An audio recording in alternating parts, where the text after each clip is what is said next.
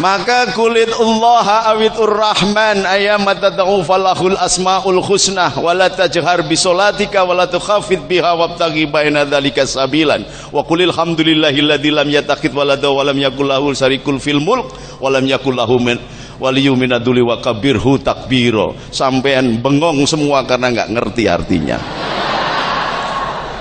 Ini enaknya kiai kalau ceramah di depan orang yang enggak ngerti itu enak gitu. Salah juga enggak ngerti ya. Mari bersama-sama haleluya. Lu kok berani ngomong haleluya? Lah kenapa ndak? Wong halai itu mari kita. Yu memuji. Ya itu maknanya Yahweh, Yehova. Yahweh. Jadi mari kita memuji Yahweh. Jadi kalau ibu-ibu puji Tuhan, haleluya, kebalik, haleluya, puji Tuhan, gitu mestinya.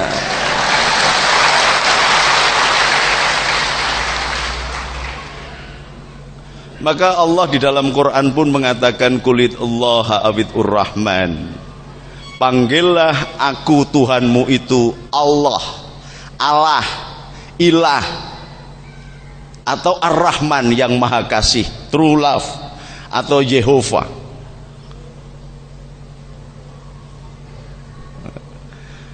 Yang maha kasih.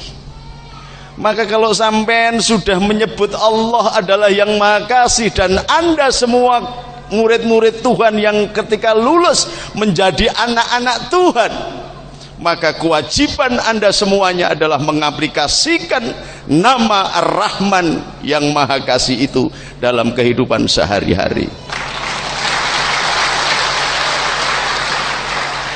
Jadi kalau sampean mengaku anak Tuhan kemudian menjadi murid Tuhan dan lulus menjadi anak Tuhan kok tidak memiliki sifat kasih yang menjadi hukum tertinggi atau Ar-Rahman yang dengan namanya semua firman Allah disebutkan, sebenarnya sampean belum kenal agama dan belum kenal Tuhan. Makanya banyak orang yang seolah-olah melayani agama, melayani Tuhan, sesungguhnya dia melayani nafsunya sendiri. Yang namanya taat kepada Tuhan bukan karena menyebut Tuhan, Tuhan, Tuhan kemudian masuk surga. Enggak, kalau enggak hati-hatinya menyebut nama Tuhan itu jadi berbahaya malahan. Tuhan, Tuhan, Tuhan, Tuhan, Tuhan, Tuhannya tetap sampean yang jadi hantu.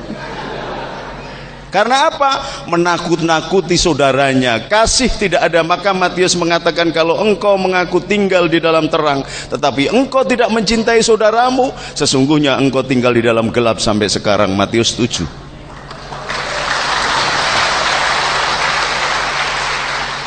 Dalam hadisnya mangkana yu'minu billah wa bil yaumil akhir fal yukrim jarahu, tidak dianggap orang yang beriman kepada Allah dan hari akhir yang tidak mencintai saudaranya. Luar biasa. Maka kasih itu bukan hanya hukum tertinggi, aplikasikan dalam kehidupan sehari-hari, dalam kehidupan kita sehari-hari, baik bertetangga, bersuku dan berbangsa, maka Tuhan akan hadir di tempat kita.